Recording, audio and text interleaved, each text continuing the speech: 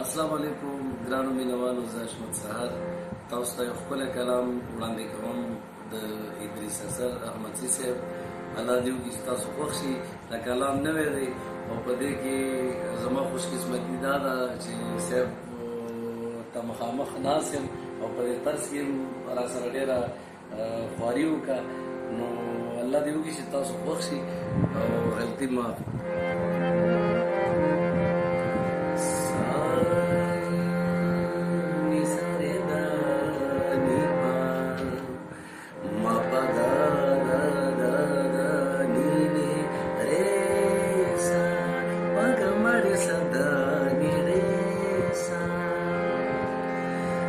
شوګیرو سره د ژوند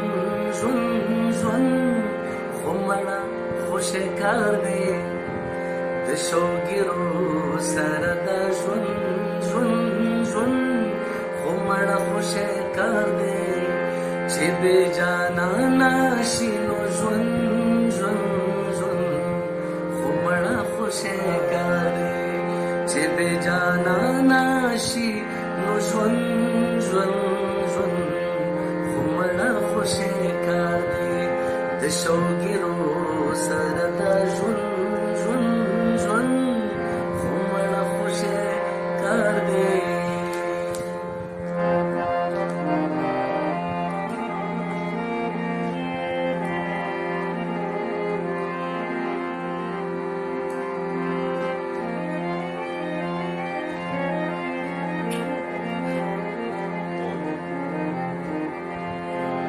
چې ګرمي شي سروژن شي او هغه هم اوږدې او چې ګرمي شي سروژن شي او هغه هم اوږدې. د ماښامي ته انتظار خو مړه هسې کار دی. د ماښامي ته انتظار خو مړه خوشې کار دی. د ماښامي ته انتظار خو مړه خوشې کار دی. د شوګیرو سره د ژوند خو مړه خوشې کار دی.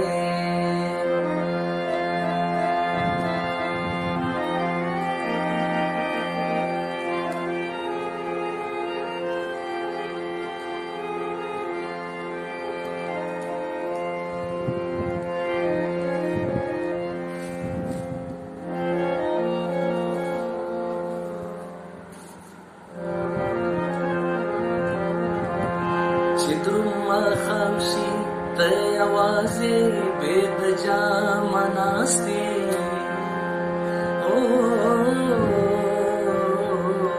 چې دروند ماښام شي ته یوازې بې د جامه ناست یې.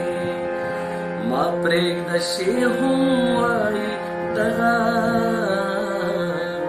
مړه خوشې کار دی. ما پرېږده شی هم وایي دغه مړه خوشې کار دی. د شوګیرو سره د ژوند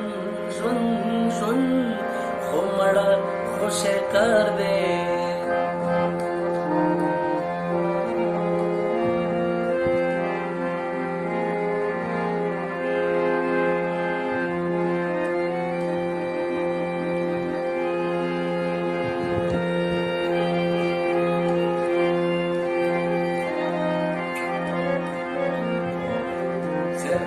شعر باندې کمال کړی دی، ډېر ښه شعر دی. اسره نن بابا پجارا په حجره کې ووې. اسره نن بابا پجارا په حجره کې ووې. زه څه خبروم دا واده خو مړه خوشې کار دی. زه څه خبروم دا واده خوشې کار دی. د شوګیرو سره د ژوند خو مړه خوشې کار دی. چې بې جانانه شي نو ژوند ژوند ژوند خو مړه خوشې